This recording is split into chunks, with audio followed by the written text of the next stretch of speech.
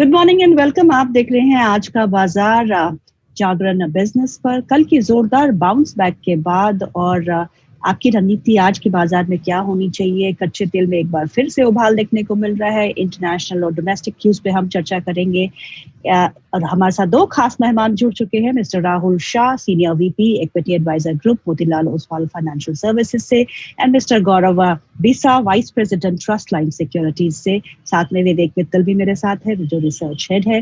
पहले हम सीधा चलते हैं विवेक के पास। विवेक से जानते हैं कि क्या क्यूज है जो जिसपे आज बाजार की नजर होगी।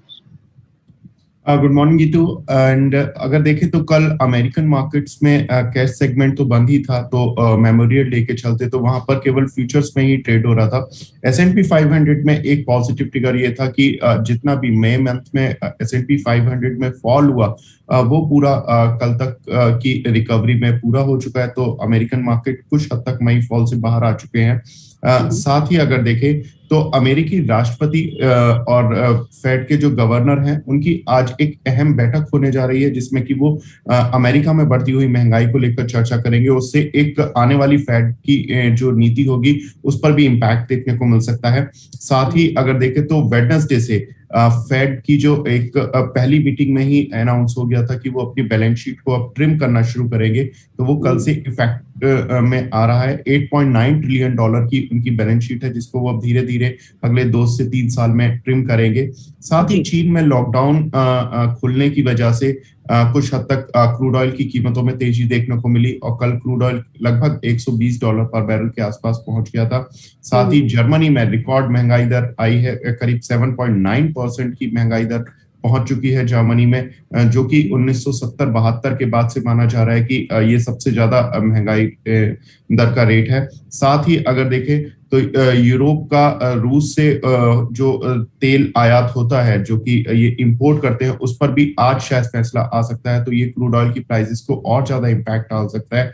साथ ही कल ओपेक देशों की बैठक भी है क्रूड ऑयल की सप्लाई को लेकर, तो ये काफी कुछ आज ग्लोबल क्यूज होंगे यहाँ पर की मार्केट की नजर रहेगी। साथ ही आज इंडियन क्यूज भी कम नहीं है। 28 अप्रैल के बाद पहली बार FIIs ने इंडियन मार्केट में कल खरीदारी करते हुए दिखाई दिए। FIIs ने कल के सेगमेंट में अगर देखें तो करीब 500 करोड़ की खरीदारी की है। DIIs ने करीब 1500 करोड़ की बाइंग की है। इंडेक्स फ्यूचर, इंडेक्स ऑप्शन दोनों ही सेगमेंट में खरीदारी की है FIIs ने। साथ ही स्टॉक फ्यूचर्स में भी करीब 1450 करोड़ की बाइंग की है। आज एक इंपॉर्टेंट ट्रिगर की भारत की पहली तिमाही के GDP ग्रोथ अनुमान भी आज जारी होंगे। साथ ही आज एक इंपॉर्टेंट चीज ये भी है कि 24 स्टेट्स में इंक्लूडिंग पंजाब, हरियाणा, दिल्ली, उत्तर प्रदेश, महाराष्ट्र, यहाँ पर 70,000 पेट्रोल पंप पेट्रोल नहीं खरीदेंगे ऑयल मार्केटिंग कंपनी से। अब ये देखना होगा कि आज कहीं ना कहीं हो सकता है कि जो ट्रांसपोर्टेशन को लेकर कुछ डिसरप्शन देखने को मिले। साथ ही अगर देखें तो रिजल्ट्स की बात करें तो LIC और सन फार्मा के रिजल्ट्स एस्टिमेट से कम देखने को मिले। आइडिया में एक खबर है कि अमेजॉन और कुछ पी प्लेयर्स 20,000 रुपए तक का इन्वेस्टमेंट कर सकते हैं। तो काफी ट्रिगर्स जो है आज बाजार के लिए है। चलिए अब रुख करते हैं हमारे खास मेहमानों की तरफ। Rahul, thank you so much for your time. आज आप बाजार में क्या करेंगे? साइकिल्स आर चेंजिंग, अब रिस्क बढ़ चुका है, इंटरेस्ट रेट सिनेरियो चेंज हो चुका है, तो क्या आपको लगता है कि एक ओरिएंटेशन जो एक इन्वेस्टर का होना चाहिए, मार्केट की तरफ रुख होना चाहिए, वो भी चेंज होना चाहिए? हाय, गुड मॉर्निंग। आई थिंक हमने देखा है कि लास्ट 3-4 महीने से आई थिंक ग्लोबली एक ही ट्रेंड और एक ही नॉइज हम सुनने को करते हैं, वो है inflation, right. So I think global bankers और सेंट्रल बैंकर्स जो भी हम बोले, they have been working towards it to control this inflation. तो ये एक बहुत महत्व है कि मेरे ख्याल से नेक्स्ट 1 और 2 मंथ्स में इन्फ्लेशन कंट्रोल में आ सकता है, जिस तरह से स्टेप्स वो लोग ले रहे हैं ग्लोबली। तो मेरे ख्याल से वही एक सबसे बड़ा इम्पॉर्टेंट इवेंट है और इसके कारण हमने देखा कि ऑल सेंट्रल बैंकर्स साथ में मिलके मेरे ख्याल से इंटरेस्ट रेट्स भी बढ़ाए उन्होंने, जहाँ जहाँ जब भी ज़रूरत लगा है उनको। तो my sense is I think growth तो है, overall economy is doing very well. तो एक ही चीज़ है कि इन्फ्लेशन, लेकिन इंडिया की बात करें शुड ऑब्वियसली आउट परफॉर्म। इसका एक ही रीज़न है कि हमने हमेशा, हमारा तो इन्फ्लेशन रहा ही है इंडिया में। जी। Right. So Indian economy, consumer economy बोले, अब जो भी बोले, तो उसमें ये एक चीज़ तो बहुत रहा ही है। तो मेरे ख्याल से we been managing very well. Supply side मेरे ख्याल से मैनेज करना होगा। Secondly, governments have been taking active steps, जहाँ पे हमने देखा कि लास्ट वीक स्टील में उन्होंने एक्सपोर्ट ड्यूटी लगा दी, जहाँ जहाँ पे भी कंसर्न आ रहे हैं। तो my sense is, I think government is acting very wisely and doing whatever steps which are necessary. और सेकेंडली, बात करें मार्केट्स पे इन्वेस्टर्स को, तो definitely lot of sectors looks very attractive. मुझे लगता है कि जिस तरह से हमने सेल ऑफ देखा लास्ट ईयर का बेस्ट परफॉर्मेंस देखने के बाद, हमने अच्छा खासा सेल ऑफ देखा बाजार के अंदर। तो मेरे ख्याल से काफ़ी सारे स्टॉक्स भी वैल्यूएशन वाइज काफ़ी कंफर्ट आ गए हैं। और Q4 के जिन अर्निंग्स आए, तो Q4 के अर्निंग्स काफ़ी स्ट्रॉन्ग रहे हैं। मेरे ख्याल से ओवरऑल निफ्टी के यूनिवर्स में हम देखें तो there are more upgrades and downgrades, right. So my view is, I think that overall जब तक बाजार का क्या है, नंबर्स आते रहेंगे, तो मेरे ख्याल से markets will keep on doing well. ये थोड़ा सेल ऑफ है, सेक्टर रोटेट हो रहा है, तो मेरे ख्याल से is the best opportunity for investors to pump in money. Gaurav, आप क्या मानते हैं निफ्टी के लेवल्स आप कहाँ पे देखते हैं, क्योंकि अब जो रेंज है वो शिफ्ट हो गई है towards the higher side. Good morning Geetu ji, good morning Vivek ji. देखिए यहाँ पे निफ्टी की अगर बात की जाए, अगर शॉर्ट टर्म की अगर हम बात करते हैं, तो यहाँ पर 2 या 3 चीजें महत्वपूर्ण हो जाती हैं। एक, जो निफ्टी के एक दायरे में जो ट्रेड करती है 15,700 से 16,400 के बीच में, जो उसका फ्यूचर्स कहिए या स्पॉट में कहिए, एक रेंज बाउंड ट्रेड था। अब उसके बाद हम लोग आ चुके हैं, जो चीज अगेंस्ट जा रही है वो ये है कि लोगों को मौका नहीं मिला। काफी स्ट्रॉन्ग गैप अप देखने मिला हमको, और वो गैप अप के बाद में फॉलो जरूर हमको देखने मिला, लेकिन बहुत मैं कहूँ कि लोगों को मौका मिले वैसा है नहीं। दूसरा, अगर आप देखेंगे निफ्टी जो है अपने 200 exponential moving average daily charts उसके करीब आ रही है, 15,750 के आसपास में है। तो यहाँ पे जो इमीडिएट होल्डिंग एरिया कहिए, यहाँ पे जो एक मैं कॉमा कहूंगा, फुल स्टॉप तो नहीं कहूंगा, लेकिन कॉमा जो है निफ्टी में आ सकता है 15,750 के आसपास में। ओवरऑल रुझान पॉजिटिव ही रहेगा, क्योंकि जो सबसे हम लोग स्मार्ट बाउंस हमको देखने मिली है 15,700 से, वो काफी बूस्ट मिलता है कॉन्फिडेंस को। तो जो जिनको मौका नहीं मिला बाय करने का, वो अगर नीचे आता है मार्केट, तो उसमें जरूर मौका ढूंढेंगे एक बार बाय करने के लिए।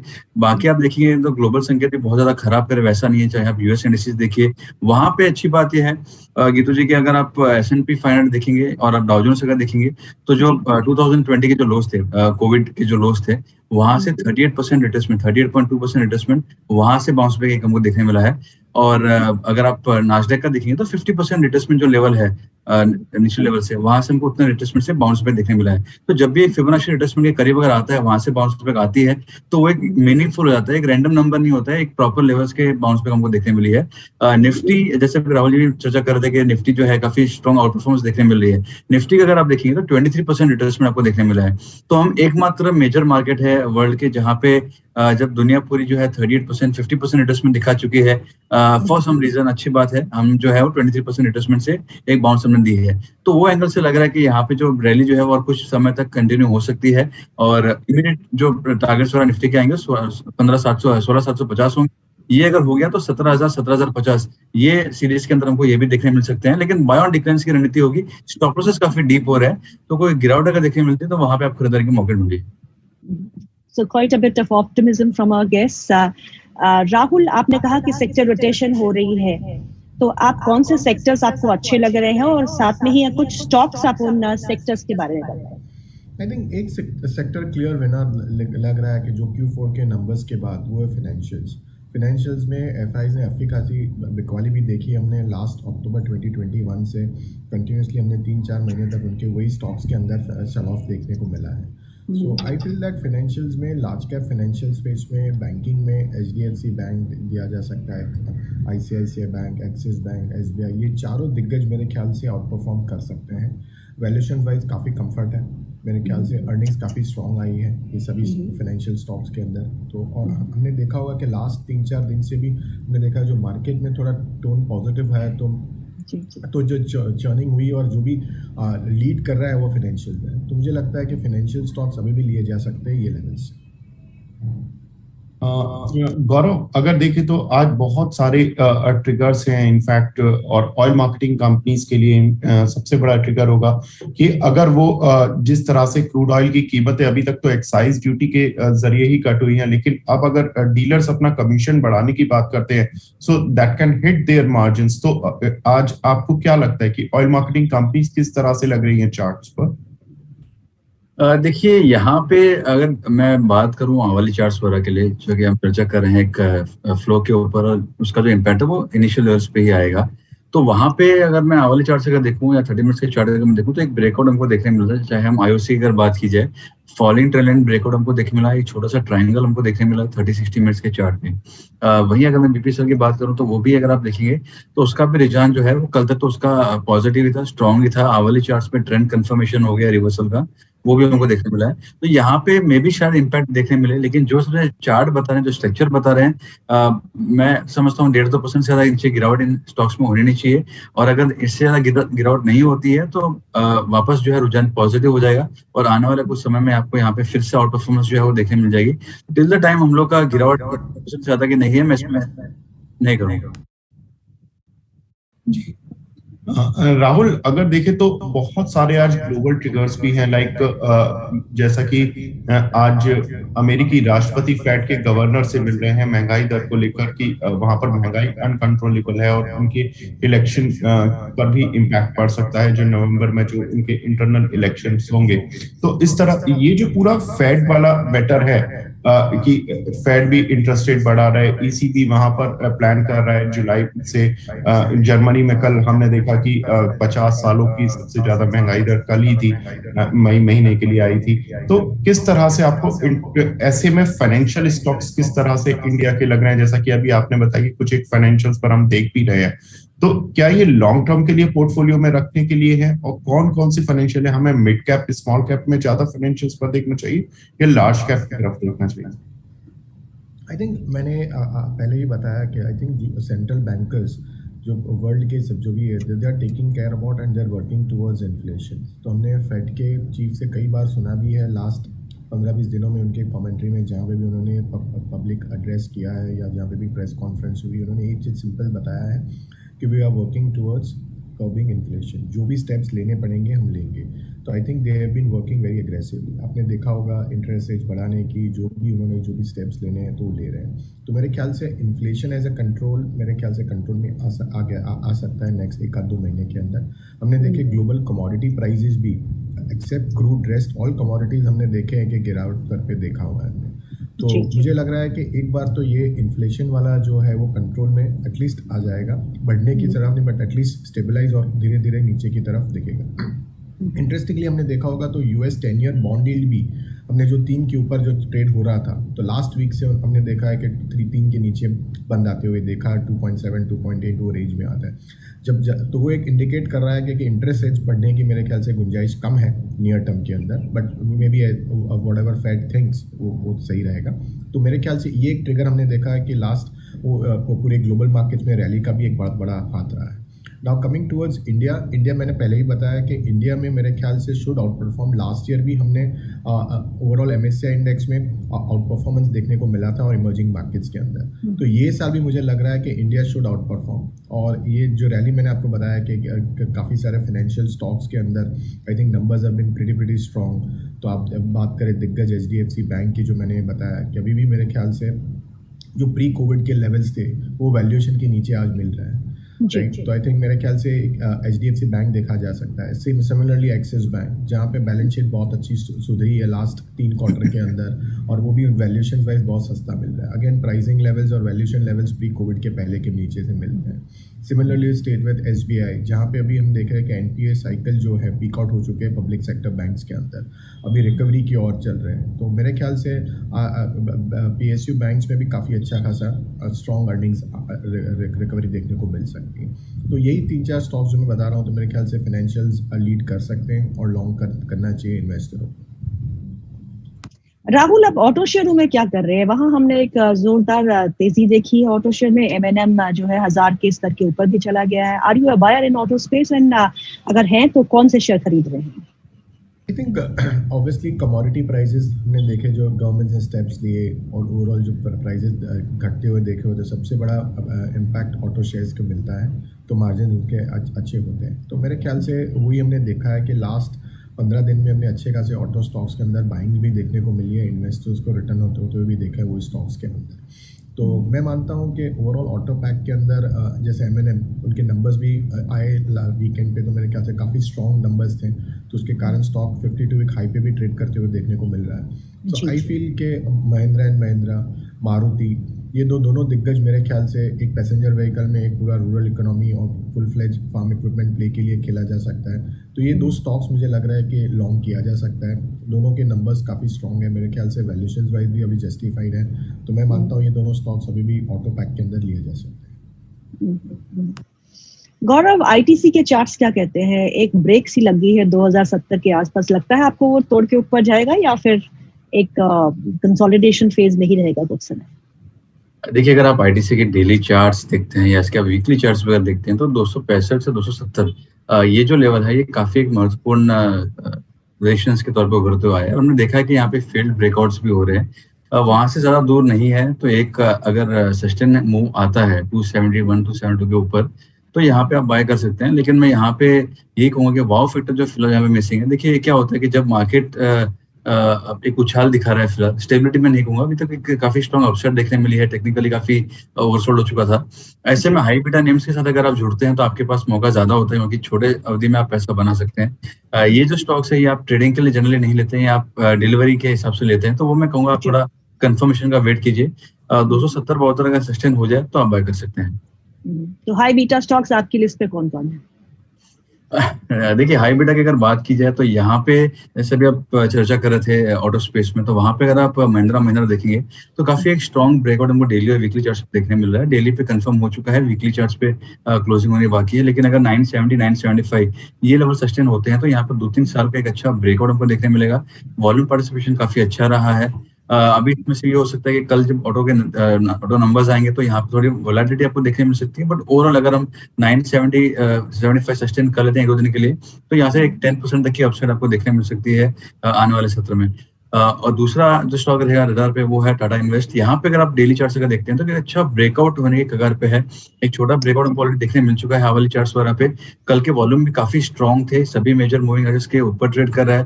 तो यहाँ पे आपको और मुनाफा आपको देखने मिल सकता है। यहाँ से 7-8% की अपसाइड आपको टाटा इन्वेस्टमेंट में देखने मिल सकती है। दूसरा 1-2 काउंटर हैं जो मेरे कंडीशनल बाय रहेंगे, क्योंकि यहाँ पे ट्रिगर होना जरूरी है। शेयर ऑर्डर्स देखिए, कल अगर आपने देखा होगा तो इंडियन ऑर्डर्स ने काफी स्मार्ट बाउंस देखने मिला है। आप अगर ओवरऑल स्ट्रक्चर पे देखेंगे तो उसका जो प्रीवियस ब्रेकआउट से 215-220 के वहीं पे रिटेस्ट करके और एक स्मार्ट रिकवरी, एक स्मार्ट बाउंस हमको इंडियन ऑर्डर में देखने मिला है। शेयर जो है उसका स्ट्रक्चर उससे बेहतर है, एक राइजिंग चैनल में ट्रेड कर रहा है, सभी एवरेजेस के ऊपर ट्रेड कर रहा है। ट्रिगर इसमें फिलहाल होना बाकी है। यहाँ पे मैं कहूंगा कि एक बार 305-310 के ऊपर ट्रेड करना लग जाए, आप वहां पे अगर बाय करेंगे तो काफी स्ट्रॉन्ग अपसाइड आपको देखने मिलेगी। और ये आउट परफॉर्मेंस आपको दिखा सकता है, not just among the hotel names but overall mid cap space में आपको एक बार एक अच्छा मोमेंटम में देखने मिल सकता है। दूसरा है एबीबी। यहाँ पे भी आप देखेंगे तो जितना आप गिरावट देखेंगे उसके हिसाब से स्टॉक में कुछ करेक्शन आया नहीं है, हायर हाई हायर लो ही बन रहा है। तो यहाँ पे भी अगर ये 2400 के लेवल होल्ड करते हैं तो 10 से 12% के अपसाइड आपको एबीबी में देखने मिल सकती है। जी राहुल, आप फार्मा स्पेस में इस समय क्या कर रहे हैं? मिक्स्ड नतीजे रहे, अगर हम देखें कुछ कंपनी ने अच्छे नतीजे घोषित किए लेकिन यूएस में प्राइसिंग प्रेशर्स बने हुए हैं और डोमेस्टिक मार्केट में थोड़ा बहुत सपोर्ट इन कंपनीज को मिल रहा है। सन फार्मा ने निराश किया है।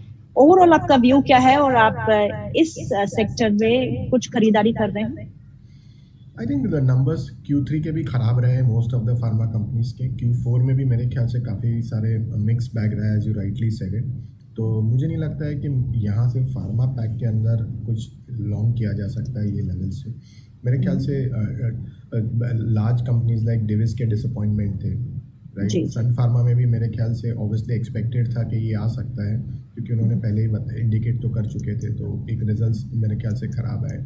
तो ओवरऑल अर्निंग सीजन जो रहा Q4 का फार्मा पैक के अंदर, तो मेरे ख्याल से म्यूटेड रहा। और प्राइसिंग प्रेशर है जो rightly said, generic pharma companies को काफ़ी सारा प्रेशर रहा है। तो मैं नहीं मानता हूँ कि pharma is a right place to invest right now. तो मैं अवॉइड करने के लिए सलाह दूंगा, अगर लॉन्ग टर्म इन्वेस्टर है, 2-3 साल का व्यू है, तो जहाँ पे प्राइसिंग ठीक ठाक कोई कारण से सेल ऑफ मिलता है तो मेरे ख्याल से सन फार्मा है, डीवीज है, डॉक्टर रेड्डी है, ये 3 स्टॉक्स में मेरे ख्याल से लॉन्ग किया जा सकता है। बट ओवरऑल मुझे लगता है कि बाकी अदर सेक्टर्स के अंदर अपॉर्चुनिटी ज़्यादा है इन्वेस्टर को फार्मा के अलावा। साथ ही राहुल, LIC बहुत ज्यादा परेशान कर रहा है, जिस दिन से लिस्ट हुआ है सारे निवेशक फंसे हुए सब महसूस कर रहे हैं, और कल रिजल्ट से भी कुछ उम्मीद थी कि शायद कुछ बड़ा डिविडेंड कंपनी अनाउंस करेगी, लेकिन कुल ₹1.50 पर शेयर का ही डिविडेंड दिया, 900 रुपए की रेंज का शेयर।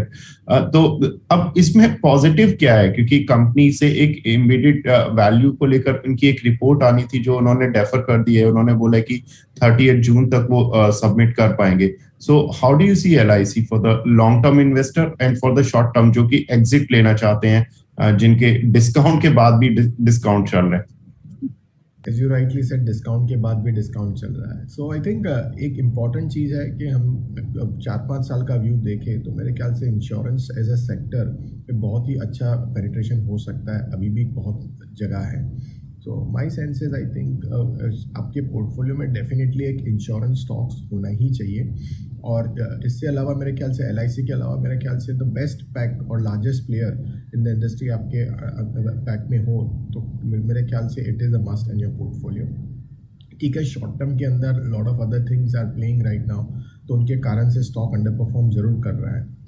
तो अब आप पूरा इंडस्ट्री देखें लिस्टेड स्पेस के अंदर, HDFC Life, SBI Life, ICICI Pru, तो सभी वैल्यूएशन के हिसाब से ये मेरे ख्याल से रीजनेबली प्राइस्ड है LIC और the largest market player. Obviously PSU के हिसाब से मेरे ख्याल से थोड़ा वैल्यूएशन कम दिया जा रहा है, बाजार उसको कम दे रहा है, लेकिन ओवरऑल मेरे ख्याल से इट इज़ अ मस्ट। जिस तरह से हमने देखे कि कोविड के बाद the spending on the insurance as a whole I think काफ़ी होता जाएगा। People will think about it कि ये होना ही चाहिए as an allocation as a financial planning में, और छोटे से छोटे इन्वेस्टर भी मेरे ख्याल से इसके अंदर एलोकेशन बढ़ाने की कोशिश करेंगे।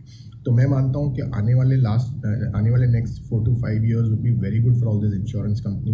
हमने जिस तरह से देखा कि जैसे डिजिटल बैंकिंग, जिस तरह से हमने प्राइवेट सेक्टर बैंक्स के अंदर हमने जो रन देखा 10-15 सालों के अंदर, तो मैं मानता हूँ कि ये same kind of run up overall हमने इंश्योरेंस सेक्टर में नेक्स्ट आने वाले 5-6 सालों में देखने को मिल सकता है। तो मैं इन्वेस्टर को रहूँगा, आई वुड एडवाइज देम कि एक बार ये LIC के स्टॉक रखें नियर टर्म में। Obviously it is difficult to time it, but मेरे ख्याल से निवेशक को 100% रिटर्न्स मिलेगा आने वाले दिनों में। साथ ही गौरव, कल आइडिया में भी अब लगातार पिछले 2 दिन से न्यूज आ रही है, लाइक बिरला साहब ने दावोस में बोला कि वो इन्वेस्टर्स ढूंढ रहे हैं, बातचीत कर रहे हैं। हालांकि ये खबरें पिछले 1 साल से चल रही हैं, कंपनी के CEO ने कई बार इस तरह के स्टेटमेंट दिए, तो इन्वेस्टर्स का ट्रस्ट नहीं आ पाता। साथ ही अब दोबारा से ये न्यूज आ रही है कि Amazon या कुछ भी प्लेयर्स इसमें 20,000 करोड़ तक का इन्वेस्टमेंट कर सकते हैं। आपको क्या लगता है चार्ट पर इस न्यूज के बाद क्या कुछ इस काउंटर में मूव देखने को मिल सकता है? कल हालांकि जिसमें 4 से 5% का मूव था ऑलरेडी।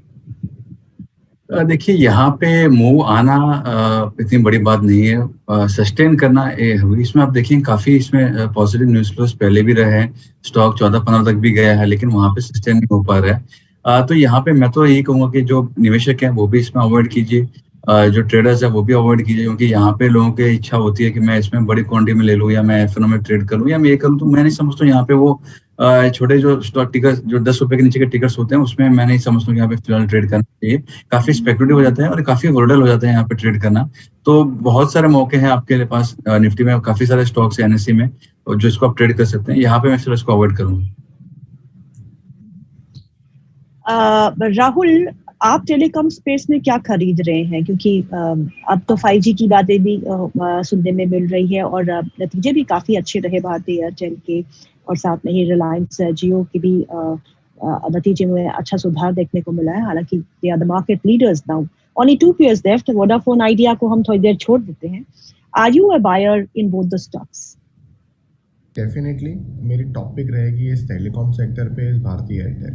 मुझे लगता है कि overall telecom is like a consumer boom in India. तो मेरे ख्याल से ये जो एवरेज ARPU है वो मेरे ख्याल से बढ़ता ही जाएगा, जो अभी 165 to 170 के रेंज में both the companies are reporting. तो और जैसे हमने भारती एयरटेल का गाइडेंस भी देखा कि ही इज़ एक्सपेक्टिंग कि नेक्स्ट ईयर 300 रुपये आरपू हो सकता है. If this kind of run up हो सकता है आरपू के अंदर, तो मैं मानता हूँ कि बहुत ही अच्छे इन्वेस्टर्स को मुनाफे मिल सकते हैं. बैलेंस शीट साइज चेंज हो जाएगी. और जैसे भी 5G आएगा तो 5G में मेरे ख्याल से प्राइसिंग भी मेरे ख्याल से उनको बढ़ाने पड़ेंगे और उनके कारण आरपू बढ़ने भी गुंजाइश रहेगी. तो मैं मानता हूँ कि दोनों stock, Reliance as well as Airtel, तो एयरटेल फुल फोकस्ड ऑन और टेलीकॉम, तो मेरे ख्याल से और प्योर टेलीकॉम प्ले शेयर में मिल रहा है तो खरीद सकते हैं. ये लेवल से मुझे लगता है कि 20-25% इन्वेस्टरों को इजीली मिल सकता है और ये कंपाउंडिंग मशीन हो सकता है नेक्स्ट 3-4 सालों के लिए. सिमिलरली रिलायंस जियो में भी मुझे लगता है कि रिलायंस के अंदर भी सेम चीज़ हो सकता है. तो I think as you rightly said, दो मार्केट लीडर्स हैं तो दोनों को मेरे ख्याल से मुनाफा होगा ये ओवरऑल 5G के लॉन्च के हिसाब से. गौरव, आज का एक ट्रेड जो आप अभी अपने चार्ट्स पे देख रहे हैं कि आज सफल रह सकता है in this market which is very uncertain. जैसे हमने चर्चा की थी टाटा इन्वेस्टमेंट, यहाँ पे अगर आप देखेंगे तो वॉल्यूम पार्टिसिपेशन अच्छा है, काफी अच्छे है, हमको ब्रेकआउट हमको देखने मिला है. रिलेटिव स्ट्रेंथ चार्ट्स भी इसके अच्छे हैं. तो यहाँ पे स्टॉक जो है एक बार बाय कर सकते हैं आप यहाँ पे. और 1555-60 के करीब अगर है ये 1525 के स्टॉप लॉस से बाय कर सकते हैं. ये अगर आज मुनाफा दे, इसका जो नेक्स्ट हर्डल आ रहा है वो 1600-1615 का आ रहा है. तो यहाँ पे रिस्क रिवॉर्ड भी आपके फेवर में आ रहा है. और जो सबसे स्विंग्स बन रहे हैं, मैं समझता हूँ यहाँ पे आने वाले समय में और आपको मुनाफा देखने मिल सकता है. 1615 के ऊपर क्लोज आती है तो ये नया लाइफ है भी एक बार अटेम्प्ट कर सकते हैं.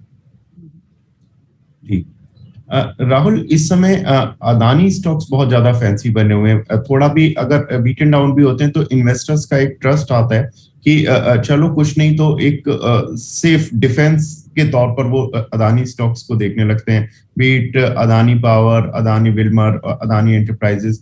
How do you see the entire Adani pack? They are one of the best performer हमने देखे इन टर्म्स ऑफ रिटर्न्स. और मेरे ख्याल से ओवरऑल हम देखें तो लार्ज इन्वेस्टर्स के अलावा आई थिंक रिटेल इन्वेस्टर्स काफ़ी इन स्टॉक्स के अंदर लगे हुए हैं. हालांकि हम लोग एक भी स्टॉक कवर नहीं कर रहे हैं, बट आई पर्सनली फील कि उसके अंदर से अगर खरीदना ही है इन्वेस्टर को तो आई थिंक अदानी पोर्ट्स में जो वैल्यू प्रपोजिशन दिखता है, तो मेरे ख्याल से मुनाफा I think obviously this stock has underperform vis a vis बाकी सारे अदानी स्टॉक्स के अंदर. पर अगर किसी को ट्रेड करना ही है तो मेरे ख्याल से एक अदानी पोर्ट रहेगा और दूसरा रहेगा अदानी एंटरप्राइज, जो होल्डिंग कंपनी रहेगा. और तो जहाँ से जो भी नए बिजनेसेस के ये उनका जो एग्जिट होगी या IPO आएंगे कोई भी तरह से, तो मेरे ख्याल से अदानी एंटरप्राइज को बेनिफिट होगा. तो I think as an investor किसी को ट्रेड करना है तो ये दो स्टॉक्स के अंदर कर सकते हैं अदानी के अंदर. गौरव, कल जिस तरह से परसों JSW स्टील के रिजल्ट्स आए थे तो कल हमने देखा कि उसमें एक प्रेशर देखने को मिला, जबकि मार्केट में एक अच्छी ओवरऑल स्ट्रेंथ थी. सेल ने भी स्ट्रेंथ दिखाने की कोशिश की. तो अगर मैं 3 काउंटर्स को देखूं, JSW स्टील जिसके रिजल्ट्स खराब थे उसका इम्पैक्ट हमने कल देखा. सेल जिसके रिजल्ट्स ठीक थे इन लाइन विद एस्टिमेट से, उसमें एक स्ट्रेंथ बनी हुई है 74 के आसपास. साथ ही जिंदल स्टील जो कि कुछ एक्सेप्शनल आइटम की वजह से उसने रिजल्ट्स अपने बहुत ज्यादा अच्छे पोस्ट नहीं किए. तो आप इन तीनों चार्ट में सबसे अच्छा किसको देखते हैं बाय साइड पर, और अगर किसी को सेल करना हो तो सेल साइड पर? और कंसीडरिंग कि चाइना ने भी अपने लॉकडाउन हटा रहा है तो मेटल की प्राइसेस ऑलरेडी इंटरनेशनल मार्केट में थोड़ा रिकवर हो सकते हैं. देखिए यहाँ पे अगर हम पहले JSW स्टील की अगर चर्चा करें तो यहाँ पे जो प्रीवियस स्विंग लो बना था वो आपका तकरीबन 565-570 का था. जो हमने 1-2 दिन पहले जो एक उछाल हमको देखने मिली थी वो एग्जैक्टली वहीं पे आके और फिर नीचे वापस स्टॉक देखने मिला है. तो अगर आप शॉर्ट की करें तो इसका स्ट्रक्चर थोड़ा वीक लग रहा है. मैं यहाँ पे सेल नहीं दूंगा. ये 524 के नीचे अगर जाता है तो आप उसको बेच सकते हैं, क्योंकि उसके बाद जो डायरेक्ट सपोर्ट्स हैं वो काफी नीचे आ रहे हैं. 10-15% से भी नीचे गिर सकते हैं फिर स्टॉक ये. तो मेरे लिए अगर कोई रडार पर कोई स्टॉक रहेगा शॉर्ट के लिए तो JSW स्टील रहेगा. Condition cell below 524. बाकी अगर JSPL देखा जाए तो ये मैं वेट करूंगा, अपने प्रीवियस ब्रेकआउट्स को रिटेस्ट कर रहा है तो मैं थोड़ा सा इंतजार करूंगा एक पॉजिटिव कैंडल बनने के लिए. अगर ग्रीन हेल्दी कैंडल अगर बनता है तो यहाँ पे डिलीवरी में बाय किया जा सकता है 360 के स्टॉप लॉस से. Rahul, one last question. What are you doing ahead of the policy next week that we have? Sorry, what are you doing ahead of the policy meet? जो हमारा अगले हफ्ते पॉलिसी मीट भी है, उसके पहले आप बाजार में क्या करेंगे? I think as I mention कि फाइनेंशियल स्टॉक्स तो आई थिंक अर्निंग्स के हैं. आई थिंक ऑब्वियसली आरबीआई ने इंडिकेट तो कर चुका है कि जहाँ जहाँ जो भी स्टेप्स लगेंगे उनको without policy meet also they will keep on doing it. तो हमने देखा कि लास्ट टाइम इंटरेस्ट रेट जो बढ़ाया भी उन्होंने नॉन पॉलिसी देकर जो बढ़ाया है. तो मेरे ख्याल से एकदम अलर्ट है. तो मेरे ख्याल से I would still by financial stocks. और मुझे कॉन्ट्रा प्ले के लिए मुझे लग रहा है कि मेटल स्टॉक्स के अंदर भी एक बार लॉन्ग किया जा सकता है. अर्निंग्स वाइज मेरे ख्याल से बहुत ही सस्ते मिल रहे हैं. जैसे टाटा स्टील हमको आज मिल रहा है 4.5% डिविडेंड यील्ड के साथ मिल रहा है. जब तेज़ी नहीं था तभी एंटरप्राइज वैल्यू उसका 1,25,000 करोड़ में कंपनी बिकता था. तो आज हम 1.5 लाख करोड़ में मिल रहा है, और जहाँ पे प्राइसिंग पावर भी है आज की सिचुएशन के अंदर. तो मैं मानता हूँ कि टाटा स्टील एक कॉन्ट्रा प्ले किया जा सकता है. तो ये दो सेक्टर जैसे मैंने बताया कि बैंकिंग और मेटल्स में Contra metals specifically for a Contra play एक बार लॉन्ग किया जा सकता है. गौरव, बैंकिंग स्पेस में आप कुछ बाय कर रहे हैं?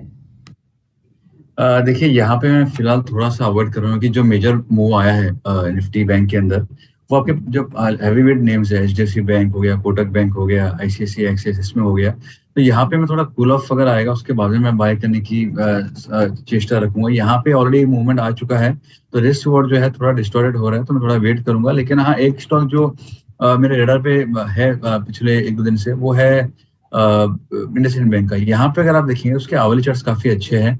ये जो है स्टॉक एक बार बाय कर सकते हैं 925-920 के स्टॉप लॉस से. ये अगर हो गया कि ब्रेकआउट अभी हुआ है, नजदीक ही है उसका, और वहाँ पे गैप भी है, ये अगर सस्टेन हो गया तो आपको ये स्टॉक जो है वो एक बार 965-970 दिखा सकते हैं. विवेक, आपके पास कोई सवाल है? बिल्कुल गौरव, अगर देखें तो ये दो काउंटर्स, स्पेशली आरबीएल बैंक और IDFC first bank. IDFC first bank results अच्छे पोस्ट करता है तब भी नहीं चलता है, रिजल्ट्स खराब पोस्ट करता है तो बिल्कुल ही नहीं चलता है. So how do you see IDFC bank on chart? और आरबीएल बैंक अच्छे रिजल्ट्स पोस्ट करने के बाद भी उतना 140 से गिरा था, 110 पर आकर रुक गया, 100 उसी रेंज में फंसा हुआ, 110-115. देखिए आपने सही कहा, आईडीएफसी फर्स्ट जो है चाहे कुछ भी कर लो, स्टॉक जो है एक ही तरह से बिहेव करता है. तो एक सिंपल स्ट्रेटेजी मैं इस्तेमाल करता हूँ ऐसे स्टॉक के लिए, मैं इनको देखता ही नहीं हूँ. तो यहाँ पे अगर देखा जाए तो यहाँ पे जनरली कुछ है नहीं स्ट्रक्चर. अगर मैं चार्ट का देखा जाएगा, डेली या weekly chart, lower high lower low ही बन रहा है. तो यहाँ पे मैं नहीं समझता हूँ यहाँ पे कोई ज्यादा मौका आपको ट्रेडिंग का इसमें देखने मिलेगा. जब रुझान जो है नेगेटिव है, एक उछाल आपको देखने मिल सकती है, टेक्निकल बाउंस पे आपको देखने मिल सकता है, डेली या वीकली चार्ट पे RSI सपोर्ट्स पे आ रहा है तो उस हिसाब से. बट बियॉन्ड दैट मैं उसको नहीं देखूंगा. आरबीएल बैंक मैं कहूंगा कि जो ट्रेडर्स है उनके लिए इतना अच्छा मौका नहीं है, लेकिन जो निवेशक है उनके लिए एक बार देख सकते हैं. अगर आप इसके डेली, इसके वीकली या मंथली चार्ट अगर आप देखेंगे तो जो 2 स्विंग लोस बना है स्ट्रॉन्ग, 100 के आसपास के हैं, ये अगर सस्टेन अगर हो जाता है तो एक अर्ली साइंस हो जाएंगे डबल बॉटम के. काफी जल्दी होगा क्या ना, लेकिन एक अर्ली साइन डबल बॉटम का हो जाएगा. तो ये मेरे रेडार पे जरूर है, लेकिन मैं इसमें कंफर्मेशन के लिए वेट कर रहा हूँ. और ये अगर ये टिक अगर हो गया तो आपको काफी स्ट्रॉन्ग अपसाइड आपको यहाँ पे आपको देखने मिल सकती है. तो मैं रुझान जो है मेरा आरबीएल बैंक में बाइंग के लिए होगा, लेकिन ये डिलीवरी ट्रेड होगा, 1-2 दिन के ट्रेडिंग के लिए नहीं होगा. चलिए, thank you Rahul, thank you Gaurav for your time. It was pleasure speaking with you. Thank you Vivek Mittal for being with us. आज के लिए इतना ही. कल फिर से मुलाकात होगी और मार्केट्स पे हम चर्चा करते रहेंगे. Thank you for watching. Thank you.